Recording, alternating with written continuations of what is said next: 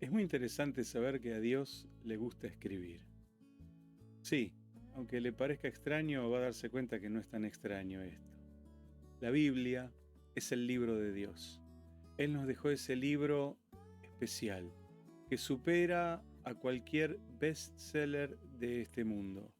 Un libro que tardó 1600 años en escribirse, a través de aproximadamente 50 escritores, también llamados agiógrafos, pasando por las distintas etapas de la historia que puede pasar la humanidad: guerra, paz, prosperidad, miseria, invasiones, libertad.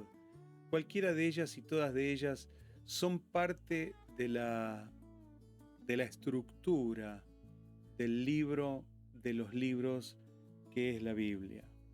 La escritura es sin duda el medio más importante de la comunicación. Los pensadores dejan sus ideas plasmadas en papel. Los amigos se saludan a través de mensajes escritos, pensando en el día del amigo. Las leyes se establecen a través de la escritura, nuestras constituciones, las constituciones de los países. Por eso decimos que la escritura es un medio importantísimo, tal vez el más importante de la humanidad, un medio para transmitir la información sin que ésta se modifique, sin que ésta vaya a cambiar. Por eso decimos que lo que permanece escrito va a tener el valor de lo inalterable. Me gustaría considerar en este día algunas formas de desarrollo de la fe, que he llamado a este mensaje la fe viviente. Y va a ver usted al final del mensaje por qué decidí ponerle este título. Dios nos ha escrito a lo largo de la historia.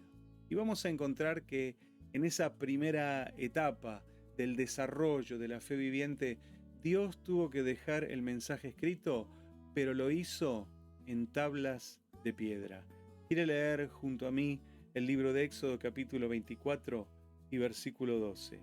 Dice de la siguiente manera: Entonces Jehová dijo a Moisés: Sube a mí al monte y espera allá, y te daré tablas de piedra y la ley y mandamientos que he escrito para enseñarles. Fíjese qué interesante Dios, las primeras instrucciones que le deja a su pueblo a través de Moisés fueron en tablas de piedra. Y esto creo que es algo absolutamente significativo. La piedra, como ustedes bien saben, es un elemento natural, pero que se identifica con el reino mineral. No tiene vida. Es algo duro, es fría, obviamente si está expuesta al frío, podría hasta llegar a ser peligrosa. La piedra, que todos podemos conocer, en ella Dios decidió escribir los primeros mensajes para esta humanidad. ¿No había podido usar Dios acaso el barro como otros pueblos utilizaban, o la madera? Pues sí lo podría haber hecho, pero Dios eligió la piedra. Me gustaría que, para que podamos comprender por qué Dios eligió la piedra, podamos leer ahora un pasaje del Nuevo Testamento, en el libro de Romanos, carta escrita por el apóstol Pablo en el capítulo 3, versículos 19 y 20. Dios dejó escrita en las tablas de piedra la ley, y dice así: Pero sabemos que todo lo que la ley dice, lo dice a los que están bajo la ley, para que toda boca se cierre y todo el mundo quede bajo el juicio de Dios. Ya que por las obras de la ley ningún ser humano será justificado delante de él, porque por medio de la ley es el conocimiento del pecado. Vamos acercándonos entonces un poco al descubrimiento de por qué Dios tuvo que escribir la ley en tablas de piedra.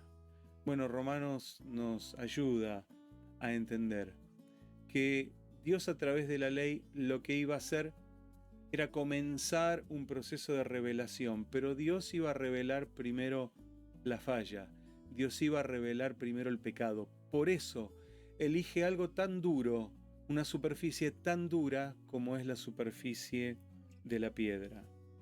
Porque tal vez la piedra representa el carácter de la ley, una ley dura, una ley intransigente, una ley fría, pero era la manera que Dios tenía para revelarse en ese momento.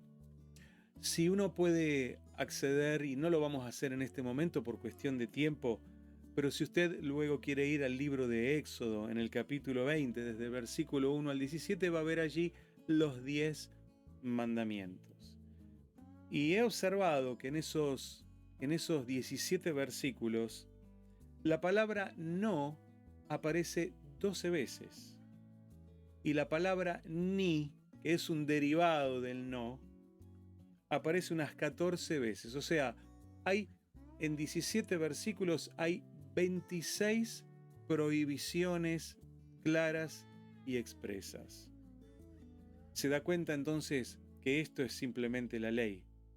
La ley en lo único que podía ayudar a los hombres era a mostrar dónde estaba el pecado. Pero evidentemente la ley no podía perdonar el pecado. ¿Por qué? Porque es imposible cumplir la ley al 100%. Dice la Escritura que quien fallaba en un punto de la ley, finalmente había fallado a todos. Y qué difícil era entonces poder cumplir esta ley que estaba escrita en tablas de piedra. Pero bueno, esta es una de las maneras que Dios utilizó para comenzar a revelarse a esta humanidad. A una humanidad poco entendida, bastante embrutecida, podríamos decir, en un sentido espiritual, con poco conocimiento de las verdades espirituales. Entonces, la primera forma de mostrarlo era a través de sí o no. Y lamentablemente en la ley lo que predominaba era el no. Reglamentos muy duros, muy difíciles para vivir, pero necesarios para ir avanzando en la introducción de algo superior. No era esto todo lo que Dios tenía, pero tenía que empezar con lo más básico. Tenía que empezar con lo principal, con aquello que todo el mundo iba a entender. ¿Qué sería de nosotros hoy si todavía estuviéramos bajo la ley? Bueno, tal vez nuevamente Romanos en el capítulo 5 y versículo 20 nos puede llegar a aclarar un poquitito más. Dice, pero la ley se introdujo para que el pecado abundase, para que nos demos cuenta de que somos pecadores. Para eso Dios introdujo la ley, porque luego de eso Dios siguió avanzando en el proceso de la revelación en una segunda etapa donde Dios ya no escribió en tablas de piedra, sino que nos envió la palabra viviente. A la piedra le faltaba vida. Es así. Tal vez la piedra puede ser muy linda para hacer algunos pisos. Los mármoles son piedras, las podríamos considerar piedras. También son muy lindos para tapizar ciertos recintos, paredes o hacer algunas obras de arte. Pero sigue siendo piedra, fría, donde no transmite el verdadero sentir del corazón de Dios. Así que Dios tuvo que buscarle una solución a este, vamos a llamarle problema. Para eso Juan, en el capítulo 1, versículo 14, nos dice de la siguiente manera, y aquel verbo fue hecho carne y habitó entre nosotros, y vimos su gloria, gloria como del unigénito del Padre, lleno de gracia y de verdad. Es Jesús el verbo de Dios. Jesús es el verbo encarnado. Usted, si estudió un poco de gramática, va a darse cuenta que el verbo en una oración completa es aquel que le da dinamismo a la oración. Es la partícula de la oración que tiene la acción. sáquele un verbo a una oración gramatical y va a ver cómo pierde completamente el sentido. Es que esta es la función que Jesús vino a cumplir en este mundo, a darle sentido a la vida del hombre. Nuestras vidas sin ese verbo divino no tienen sentido. Muchas personas han experimentado esta sensación y lamentablemente muchos han tomado decisiones equivocadas por sentirse vacíos, por sentir que sus vidas no tienen sentido. Y es absolutamente cierto. Sin Dios, la vida no tiene sentido. Juan mismo, en el capítulo 6, versículo 63, declaró, tomando las palabras de Jesús, quien dijo, las palabras que yo os he hablado son espíritu y son vida. Jesús viene a darnos su vida. Por eso es el verbo de Dios, es la acción de Dios en nuestra vida. Por eso, de esta manera Dios podía revelarse a los hombres de manera más completa, por medio de su Hijo Jesucristo. Dios tenía que dar este paso fundamental, importante, en la redención de esta humanidad. Si Dios hubiera dejado solo las tablas de piedra, pues solo tablas de piedra tendríamos. Y de la piedra no emana la vida. Pero cuando viene el verbo de Dios, el que da la acción, el que da la vida, ahí sí es donde podemos encontrar verdadera satisfacción en este peregrinaje que nos toca a lo largo de estos años en esta tierra. El libro de Hebreos capítulo 1 versículo 3 dice que Jesús es el resplandor de su gloria y la imagen misma de su sustancia. Pero hay una diferencia fundamental entre las tablas de piedra y la palabra viviente. Las primeras condenaban, las tablas de piedra no mostraban la solución. Las tablas de piedra mostraban el problema del hombre, el pecado a través de la ley. Pero esta segunda opción, esta segunda etapa de Dios, donde Él envió la palabra viviente, es esta palabra la que nos busca, la que nos encuentra y la que nos devuelve la vida. Como escribió Mateo en el capítulo 18, versículo 11, Jesús vino a buscar lo que se había perdido. Sí, lo vino a buscar a usted, me vino a buscar a mí y vino a buscar a toda esta humanidad que estaba desafectada de Dios y está bajo las garras del diablo. Cristo cumplió absolutamente la ley en su cuerpo al ir a la cruz. Esa cruz que algunos la usan como adorno, esa cruz que algunos la tienen colgada de algún piercing que se han hecho en el cuerpo, como algo interesante, como algo novedoso. Esa cruz es la que Jesús utilizó para efectivizar la vida en cada uno de nosotros. Por eso no consideramos a la cruz como algo más, ni un simple adorno. Es el lugar donde Dios eligió para morir por nosotros, por nuestros pecados, y darnos esa nueva vida y esa nueva esperanza.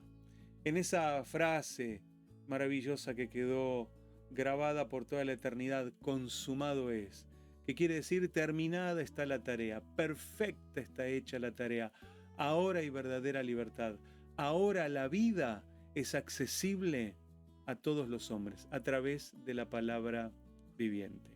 Pero hay una tercera etapa. Usted sabe, Jesús encomendó a sus discípulos y con ellos establece la iglesia, confirmada en el libro de los Hechos capítulo 2 con la venida del Espíritu Santo, el bautismo en el Espíritu Santo con el hablar en nuevas lenguas, y a partir de allí la iglesia queda establecida, confirmada por el mismo Señor Jesucristo. Pero nos tenemos que preguntar cómo las personas conocen a Jesús en lugares donde uno no podría llevar la Biblia. No sé si usted lo sabía, pero hay lugares del mundo que se los considera cerrados. Así es la palabra que se utiliza entre los misioneros y los misionólogos y los estudiantes de las misiones. Países cerrados quieren decir que son países que de alguna manera tienen una restricción para el ingreso del Evangelio. Algunos será por causas políticas, otros por causas religiosas, otros por causas simplemente filosóficas.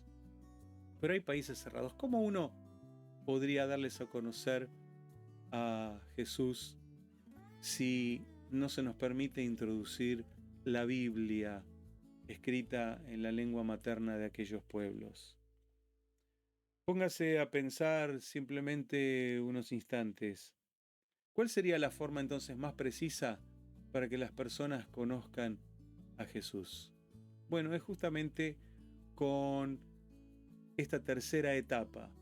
Y aquí sí estoy yendo directamente al libro de Segunda de Corintios, en el capítulo 3, que es el que finalmente nos va a ayudar a resolver esta cuestión tan importante. Segunda de Corintios 3, desde el versículo 1 al versículo 3, nos da la solución al problema y dice de la siguiente manera: ¿comenzamos otra vez a recomendarnos a nosotros mismos? ¿O tenemos necesidad, como algunos, de cartas de recomendación para vosotros o de recomendación de vosotros? Y dice Pablo ahora a los Corintios: nuestras cartas sois vosotros, escritas en nuestros corazones, conocidas y leídas por todos los hombres, siendo manifiesto que sois carta de Cristo, expedida por nosotros, escrita no con tinta, sino con el Espíritu del Dios vivo, no en tablas de piedra, sino en tablas de carne del corazón. Aquí está la expresión máxima del amor de Dios después de la muerte del Señor Jesucristo. Y es que Dios ahora envía cartas vivas a este mundo para que hagan conocer su palabra, para que den a conocer su nombre. Pablo le dice a los corintios: ustedes son cartas, no escritas con papel y tinta, ni en tablas de piedra. Las cartas que nosotros hemos expedido, dice Pablo, como apóstoles, como predicadores del Evangelio, están escritas en sus corazones. Vayan por este mundo y dejen leer esta carta de amor de Dios a la humanidad. Sí, usted es un libro espiritual, en el cual los hombres van a leer acerca de Jesucristo. Su propia vida, aún sin predicar, su propia vida tiene que ser un ejemplo de que Cristo es su Dios, es su Señor, es su Rey, y que Cristo puede ayudar a las personas a cambiar sus vidas. Pero bueno, también tenemos que saber que como seres espirituales que somos los humanos, podemos mostrar a Cristo, somos cristianos, pero también podríamos mostrar a Satanás, tal vez albergado en nuestras ideas, en nuestras filosofías, en nuestra forma de ser, o directamente en la mente y en el corazón. Nosotros somos los responsables. ¿A quién dejaremos leer en nuestra vida? ¿Qué leerán los demás en nuestra vida? ¿Leerán a Jesús o leerán a Satanás? Timoteo, uno de los hijos espirituales de Pablo, dejó que su corazón transparente a Cristo. Él quiso mostrar a Cristo, y esto quedó registrado en el libro de Hechos, capítulo 16, versículo 2, donde dice que todos los hermanos daban buen testimonio de Timoteo. Toda la gente conocía que Timoteo era un buen cristiano, porque él también era una carta expedida que los hombres podían llegar a leer. Hoy Dios tiene cartas en todo el mundo, distribuidas en todos los países, aún en esos países cerrados, aún en esos países prohibidos.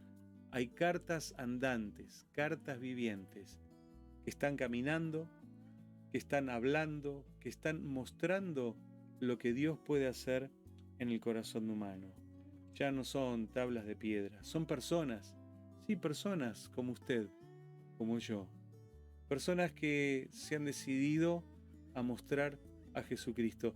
En esta tercera etapa maravillosa de el desarrollo de la revelación de Dios para este mundo. Haga que todos puedan ver a Cristo en su vida. Viva de esa manera. Enseñe de esa manera. Viva con el ejemplo de Jesús. Porque usted es la demostración de una fe viviente. La fe no está muerta.